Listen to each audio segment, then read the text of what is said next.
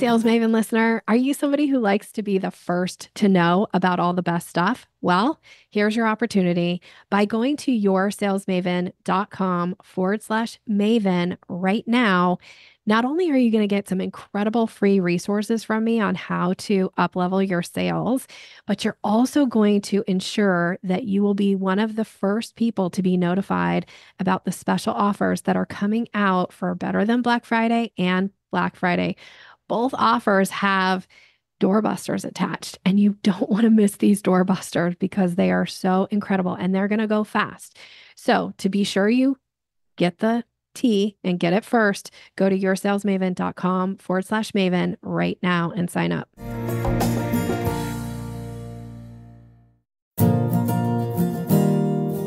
Do sales conversations make you feel awkward or pushy? It's time to ditch the outdated salesy strategies.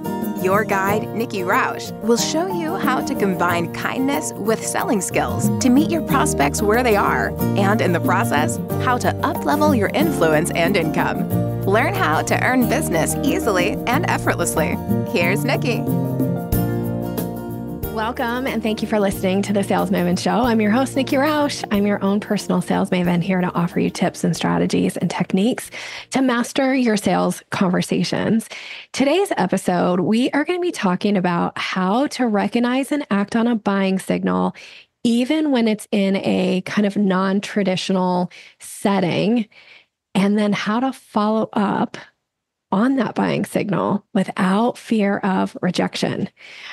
Now, the reason I'm sharing this is this came up in a coaching session recently with a client.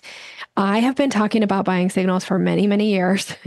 I wrote my second book around it. I am a huge proponent of when you know how to recognize and act on buying signals, it makes a big difference in your conversions, how many new clients you're bringing in the door.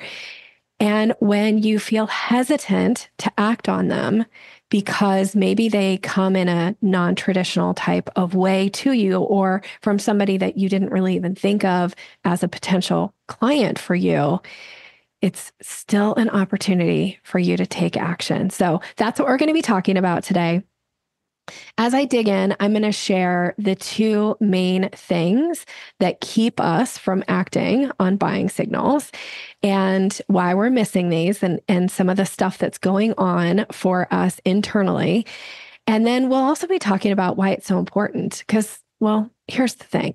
If you don't act on a buying signal when you get one and or don't follow up with it, you are unintentionally sending a message that you're not interested in that person's business. And that's probably not the case. So super important that we get clear on acting on them and letting people know, hey, I would be honored to work with you. And if you're not sending that message, they're going to make up some other type of story as to why you don't want to work with them or why you don't like them or why you don't think they can afford your services, all kinds of crazy stories that people make up. I hear them all the time. All right. So first and foremost, in case you've never heard this before, what is a buying signal?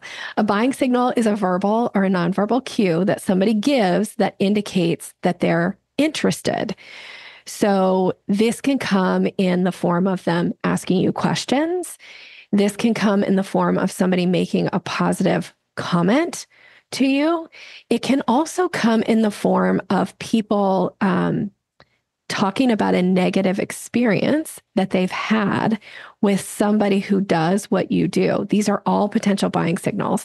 Now, I mentioned I wrote a book around this. There are 17 buying signals in that book, and I go into much more detail. I have a whole training on this inside the Sales Maven Society. I recommend that my members watch it like at least once a year because it's easy to miss some of the more subtle buying signals. And that's, again, why I chose to have this podcast episode today and kind of dig into this because the client that I had mentioned that this came up in a coaching session was having lunch with a friend.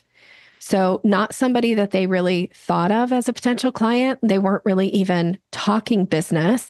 But, you know, as you do when you're talking to your friends about like, what have you been up to? My client had shared something about a piece of work that she had done. And the friend said to her, oh, gosh, maybe I should be thinking about doing something like that in my business. Now, you might think, well, I don't know if that's a buying signal or not. Well, here's the thing. Even if you're not sure, like maybe it's a buying signal, maybe it's not. Your job is to still act on it. Your job is to still follow up and issue some kind of invitation to take the next step with you. So when somebody makes a positive comment in this particular case, or this like, maybe that's something I should be doing, your job is to say, is that something you'd like some support with? Or is that something I can help you with? Or is that something you'd like to talk about us working together?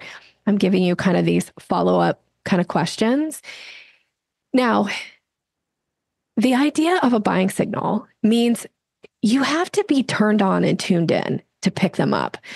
They can be subtle. So when you go into these conversations, it's learning how to build your muscle, right? To like, oh, I'm turned on, I'm tuned in, and I'm a good listener, right? And if you feel like listening isn't one of your strengths, might be something for you to work on, right? And get to this place where before you go into lunch with a friend, or before you go into a meeting with a prospective client, or a networking, a coffee chat, anything, think about like, am I going to be a good listener? Because if you're being a good listener, chances are you're going to pick up on a potential buying signal. Now, I had mentioned that there's two things that kind of keep people from acting on buying signals, two huge kind of things, reasons, challenges that keep us from acting on buying signals. And as I explain these, if you're thinking like, oh yeah, that one might be me, you're in good company, because these two things that I'm going to talk about are the most common things that people do that hinder themselves in sales. The first thing is that we project our limiting beliefs onto the other person. Now, what your limiting belief is might be different than what mine is, or the person sitting next to you, or the person that you just chatted with. But the idea of a limiting belief a lot of times is like, oh, I don't think they would want to work with me, or, oh, we're friends, so they probably want to work with somebody else, or they probably wouldn't even want to pay my fees for this particular service. These are all limiting beliefs. That's the first kind of mistake. And we project them onto the other person. And then the second mistake is we act as if we're mind readers. We act as if we know what they're going to say or do next. And so we don't even have the live conversation because it all exists in our head. We think, oh, well, if I acted on this buying signal and invited them to work with me, they're going to probably say, oh, it feels awkward now because we're friends. I'm not sure if I want to, have you working in my business. Like, you made that story up. That's you acting as if you're a psychic. Now, I do have some clients that are psychic. So if that's your business, by all means, I respect that and honor that. But if you don't have psychic as your title in your business, you do not get to mind read. You do not get to hallucinate and have a private conversation in your own mind and make up what the other person is saying. You just don't. You want to be respectful of the other person. You want to let them tell you whatever they're going to say. And maybe it'll turn out it wasn't a buying signal.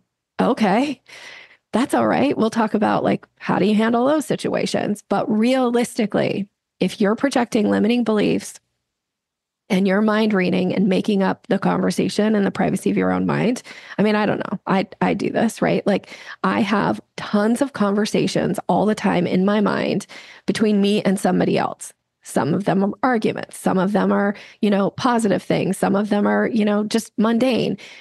Like, we all do it.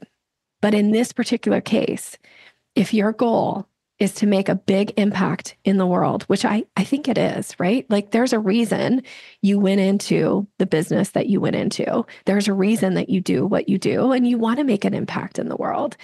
Then you have to stop projecting. You have to stop mind reading and pretending as if you're a psychic, because chances are you aren't. And what you think they're going to say is not always right. Now, our mind likes to convince us like, oh, we know what this person's going to say. So therefore, we don't have to say our part because we already heard their answer in the privacy of our own mind. Like, knock that stuff off.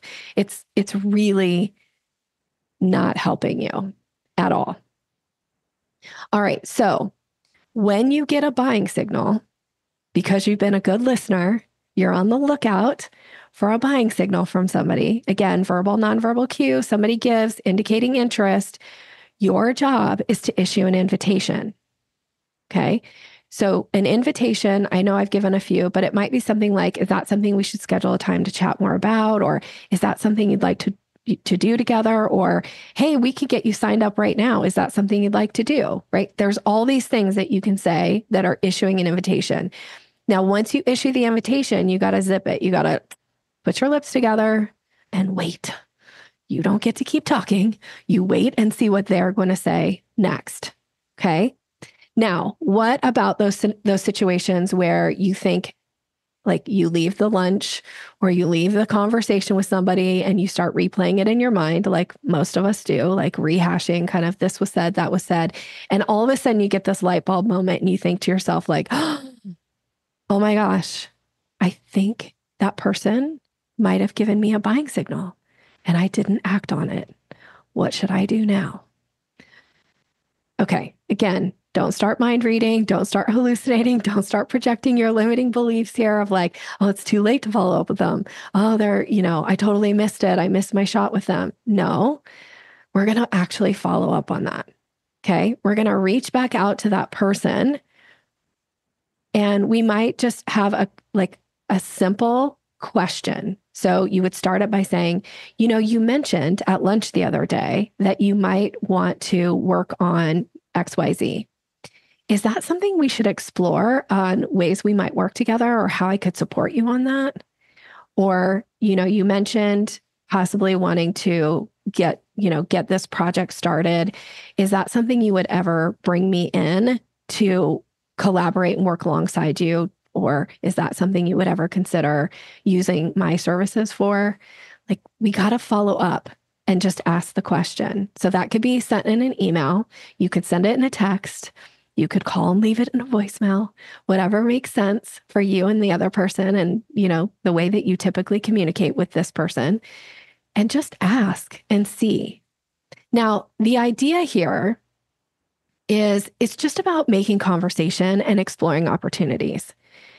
You don't send hey, you mentioned you wanted help with this. Here's all my feeds and speeds of ways you can hire me. You don't go into sales mode. You go into question mode. So we got to issue that invitation and then we got to wait and see what the person says next. And if what they say next is like, no thanks, then that's like the worst case scenario, but it's not that bad, right? Because then you can just move on. You don't have to spend any more time or energy thinking about it. So if you follow up with that message and they go, oh no, I was just talking at lunch, or, oh yeah, I'm not really, thinking about doing that now. Okay.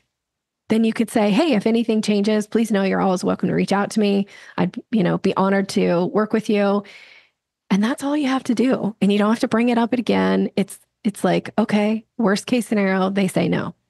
Best case scenario is they say, oh, yeah, actually, I do need some help with that. Let's talk about ways to work together. Or, hey, I never really even thought about bringing you in for that. But yeah, now that I'm thinking about it, that would be great. Now you have a potential new client. And again, if your purpose in having your business is to make an impact in the world, we have to know how to recognize and act on buying signals. And we have to be willing to issue invitations and follow up when we recognize that maybe we missed a buying signal without fear of like the rejection. Because again, rejection to me is always just information. Sometimes it's a not yet. Sometimes you'll follow up on a potential buying signal and the person says, oh, yeah, no, I don't think I'm really ready to do something like that. And then a month later or a year later or, 2 days later, you end up with a new client the person that you issued that invitation to, because something changes, or all of a sudden you've planted this seed and now they're thinking about, oh, actually, I do want to get my website redone, or, oh man, I really would benefit from having a coach to support me on this, or having somebody who could, redo my email campaigns, or whatever it is that you offer. Don't rob people of the benefit that you can bring into their life and into their business because you're too caught up in your head about this idea of like, what if they reject me? What if it wasn't a buying signal? It's like, okay, it's just information. That's all it is. Doesn't hurt to ask. Okay, so the takeaway, I hope, for you in this episode is you got to recognize and act on buying signals when you get them. I mentioned I have a book on this, but I also have just a simple PDF where I outline all 17 of these buying signals. And if you don't have this yet, if you haven't explored buying signals, if you haven't been through my training on recognizing and acting on buying signals, it might be time, but I will happily gift you this PDF. And you can get it as a listener for free from me by just going to yoursalesmaven.com/Maven.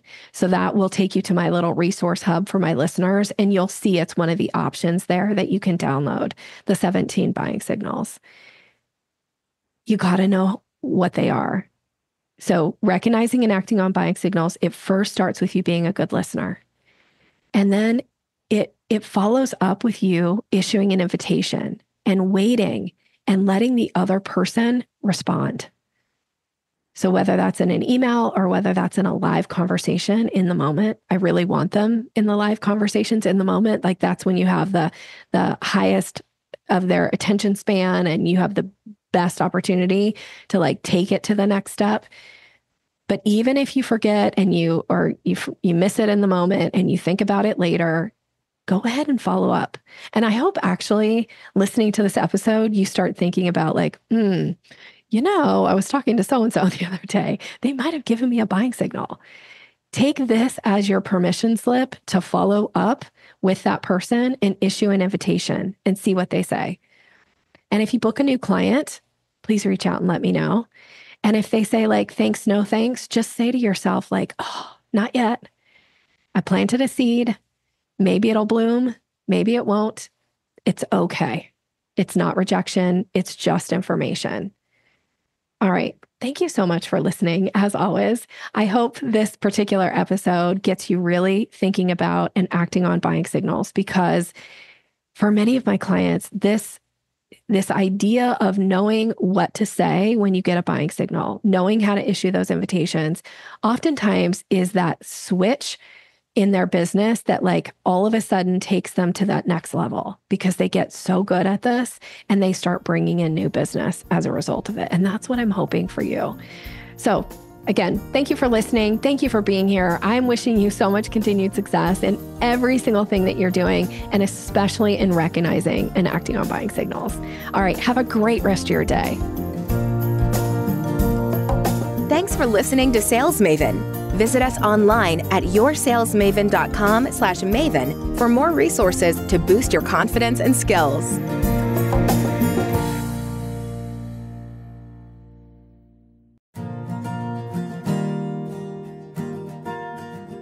Are you ready to increase your confidence in your sales conversations? I have a gift for you that is going to show you exactly how to do that.